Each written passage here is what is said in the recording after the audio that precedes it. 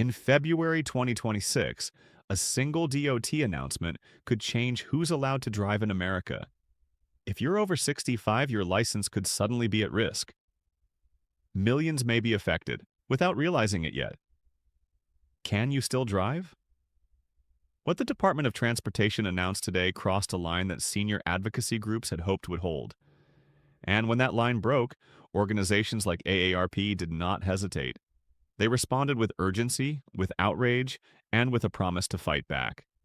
But before we get to the response, you need to understand exactly what was announced, why it matters, and what it means for you or someone you love. For 18 months, there had been signals, not official statements, not formal proposals, just signals, that federal and state transportation authorities were preparing something unprecedented. The Department of Transportation has been cautious, yes, but deliberate in that caution. Their moves have followed a certain logic, a pattern, almost a rhythm that those who watch transportation policy could predict. What set off alarm bells in Washington and state capitals this winter was that the pattern suddenly went silent.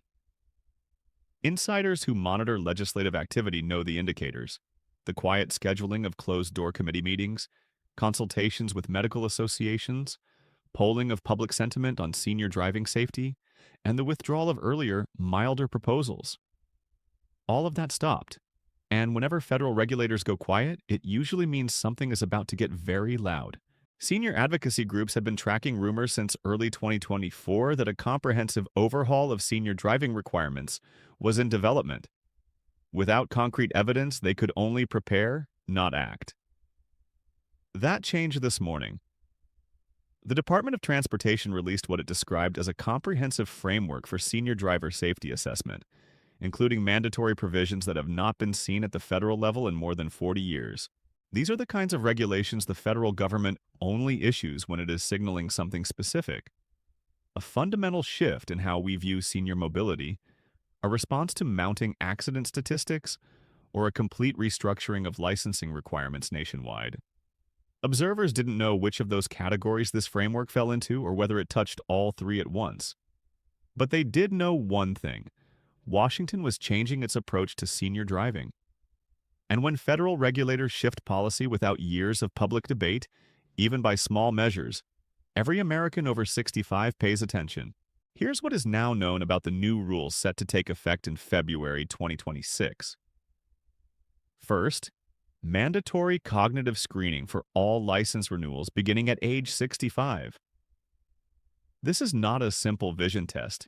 It is a comprehensive assessment designed to evaluate reaction time, memory, and decision-making ability. Second, shortened renewal periods. Instead of renewing every 8 years, drivers age 65 to 74 will renew every 4 years, and those 75 and older will renew every 2 years. Third, mandatory road tests for anyone over 70 who has been involved in any at-fault accident, regardless of severity. Fourth, new physician reporting requirements that obligate doctors to notify the DMV if they believe a patient poses a driving risk. These provisions amount to the most sweeping changes to senior driving requirements in American history. The statement issued by AARP tonight was not normal, not routine, and not symbolic. It was urgent. Spokesperson after spokesperson described the DOT's announcement as discriminatory and overreaching, and, perhaps most importantly, as a solution looking for a problem that the data does not clearly support. Policy only works smoothly if the affected population accepts it quietly. Seniors did not. Their response was one of the most organized and immediate advocacy efforts seen in recent memory.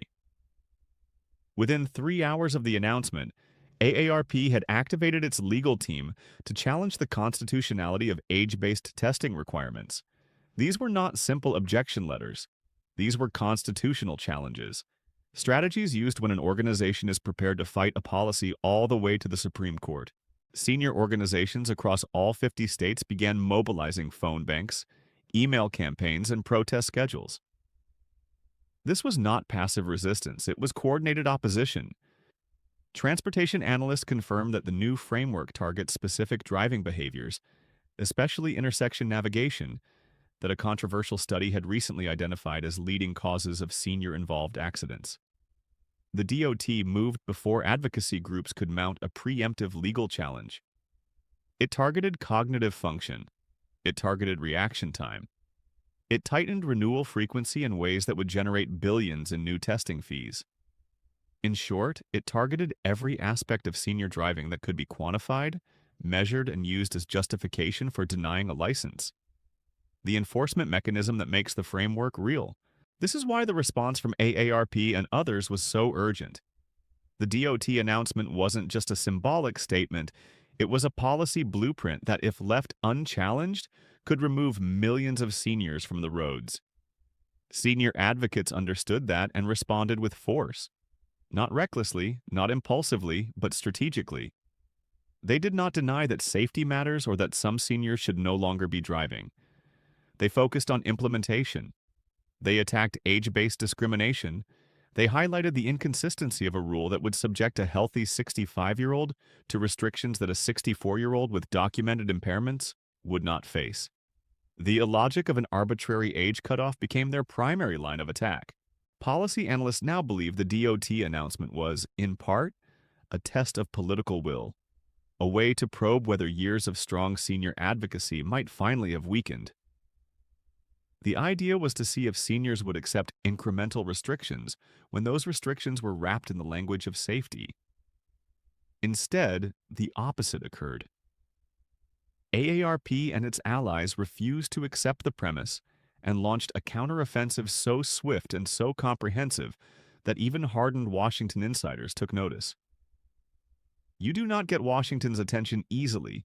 Today, senior advocates did. Transportation policy experts speaking anonymously to major news outlets described the DOT's strategy as strategic overreach, a way to establish an extreme starting point so that any later compromise still restrictive would feel moderate by comparison. But the nature of the legal response showed that advocates remained both vigilant and capable. Their lawsuits were not broad, unfocused attacks on the entire framework. They were targeted, addressing each contentious provision individually. The mandatory cognitive tests, the shortened renewal periods, the automatic road tests after any at-fault accident, and the physician reporting requirements. That precision reveals a sophisticated legal strategy and reinforces the message that senior advocates are not passive recipients of policy. They are active shapers of transportation law. Throughout the afternoon, more details emerged about the scale of the response. AARP filed motions for preliminary injunctions in 3 different federal courts, forcing the DOT to defend key aspects of the framework before they can be implemented. State-level senior organizations zeroed in on governors who had voiced support for the federal plan in recent weeks. Medical associations, acting independently, raised questions about the scientific validity and fairness of the cognitive tests cited by the DOT. This was not a wave of angry press releases. It was coordinated legal and political pressure. Political pressure is exactly what the DOT has struggled with in the past, particularly during a previous administration's failed attempt at similar regulations. For every advance it has tried to make toward restrictive senior driving rules, advocacy groups have introduced complications that slowed or blocked implementation. The numbers behind this fight are stark. 50 million licensed drivers over the age of 65. An estimated 8 million who, under current test parameters, could fail the initial cognitive screenings. Billions of dollars in new testing fees for states. And countless families whose day-to-day independence hinges on an older relative's ability to drive safely. These are not abstract statistics. They represent real lives. Parents, grandparents, neighbors, and, for many viewers, a future version of themselves. The DOT appears to have believed that seniors would accept new restrictions if they were framed as neutral, evidence-based safety measures. Officials seem to have believed that advocacy groups had lost some power since the reform debates of 2019, and that today's political climate would be more forgiving toward regulatory expansion. Tonight, that assumption looks badly misjudged. Seniors are more organized than ever. Advocacy organizations have greater resources than they did several years ago, and public suspicion of government overreach has been rising, not falling. The timing of the announcement, just weeks before major elections, suggests that the DoD miscalculated just how explosive the politics of senior driving can be. Complicating everything is the broader political context. The Transportation Secretary is under intense pressure from multiple sides. Safety advocates demanding tougher rules, rural legislators demanding exemptions for regions without adequate public transit, medical associations wanting clear liability rules if doctors report or fail to report patients, and civil liberties groups insisting that age discrimination protections be respected. Making a sweeping announcement in the middle of that storm looks less like an act of strength and more like a move forced by competing pressures. That vulnerability is exactly what senior advocates now intend to exploit. The DOT's statement asserted that the current patchwork of state rules is inconsistent with national safety standards. In bureaucratic language, that is a way of saying we are taking more control from the states, and drivers, especially older drivers, will feel the impact. You don't normally hear that kind of directness from transportation officials unless they believe something big is at stake. And something is. Insurance companies have lobbied for stricter senior driving requirements for years. They have funded studies, supported friendly organizations, and contributed heavily to the campaigns of lawmakers open to these ideas. Follow that trail and the urgency of the timing becomes clearer. In response, the head of AARP released a blunt video message to members. She said, "This is not about safety. This is about discrimination dressed in the language of protection." She promised, "We will fight this in every court, in every legislature, and in every voting booth." And she reminded the country, "Our members built this nation. They will not be pushed off its roads without a fight." Those are not just rhetorical flourishes. They are statements backed by a membership base of tens of millions, a substantial budget, and a unified message. Not without a fight. The federal announcement was also accompanied by rapid moves at the state level. Legislators in several states introduced bills that would go even further than the federal minimums. Shorter renewal periods, additional testing triggers, or stricter physician reporting rules. Insurance industry groups publicly called for tougher standards still. Medical associations pressed harder for liability protections that would shield doctors who report at-risk drivers, but also pressure them to report more aggressively. All of this happened within a 2-day window, making it clear that this was not an isolated event but a coordinated push. Analysts now see several possible paths forward.